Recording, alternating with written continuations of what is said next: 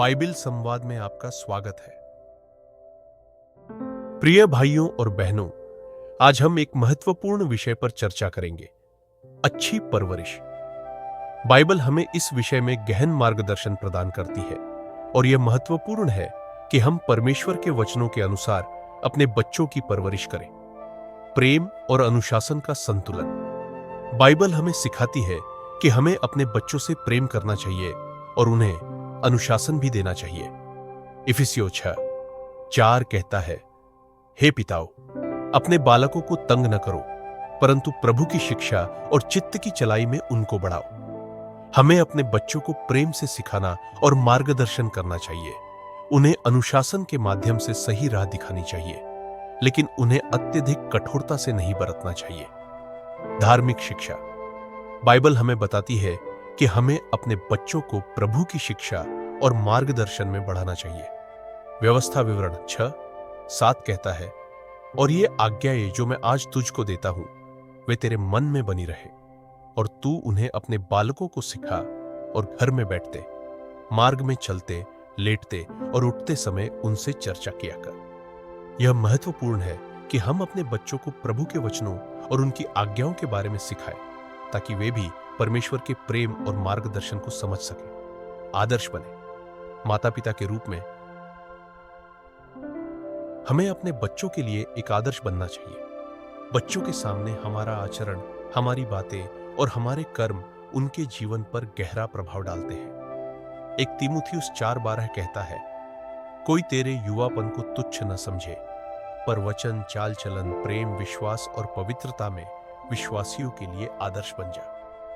हमें अपने जीवन से अपने बच्चों को दिखाना चाहिए कि एक सच्चा विश्वासी कैसे होता है। अपने बच्चों को आत्मनिर्भर बनाएं। प्रभु की शिक्षाओं के अनुसार हमें अपने बच्चों को आत्मनिर्भर बनाना चाहिए, ताकि वे जीवन में आने वाली चुनौतियों का सामना कर सकें। हमें उन्हें सही मूल्यों, नैतिकता और सिद्धांतों के साथ बढ़ावा देना चाहिए, ताकि वे एक मजबूत और विश्वासपूर्ण जीवन जी सकें। प्रिय भाइयों और बहनों, हमेशा गुस्सा करना, नकारात्मक बातें कहना और अपने बच्चों की तुलना दूसरों से करना वास्तव में गलत है। यह बुरी परवरिश का संकेत है। ऐसी बातें बच्चे के मस्तिष्क और हृदय पर गहरा प्रभाव डालती है, जिससे उनका आत्मविश्वास कम हो सकता है।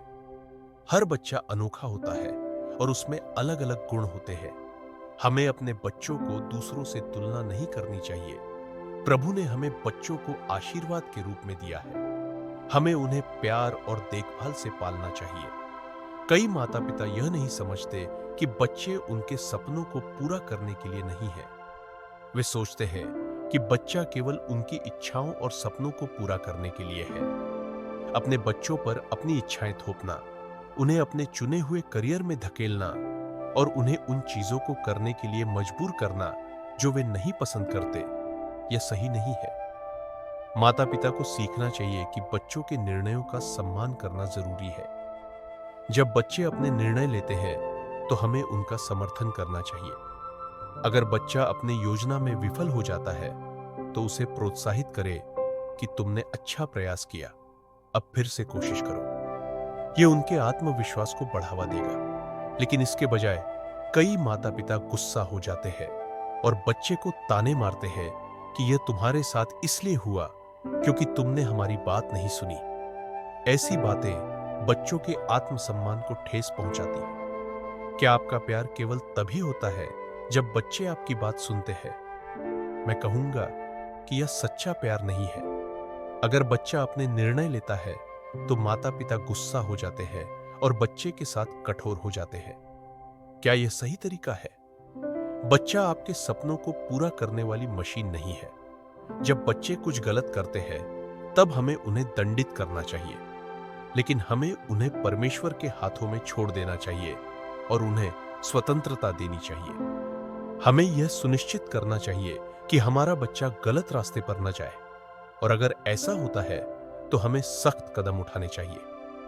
प्रिय भाइयों और बहनों, प्रभु ने हमें एक बड़ी जिम्मेदारी दी है। हमें अपने बच्चों को प्यार, देखभाल और सही मार्गदर्शन देना चाहिए। उन्हें उनके निर्णयों में समर्थन देना चाहिए और उनके आत्मविश्वास को बढ़ाना चाहिए। यही सच्ची और अच्छी परवरिश का रास्ता है। आइए हम प्रार्थना करें। प्रिय परमेश्वर, हम आपके सामने झुकते हैं और आपके मार्गदर्शन और आशीर्वाद की प्रार्थना करते हैं। कृपया हमें आपके वचनों के अनुसार अपने बच्चों की परवरिश करने की शक्ति और समझ प्रदान करें। हमें सिखाएं कि हम अपने बच्चों को प्रेम, धैर्य और समझदारी से पाल सकें। हमें उनके आत्मविश्वास को बढ़ाने और उन्हें आपके प्रेम और मार्गदर्शन में बढ़ने के लिए प्रेरित करें।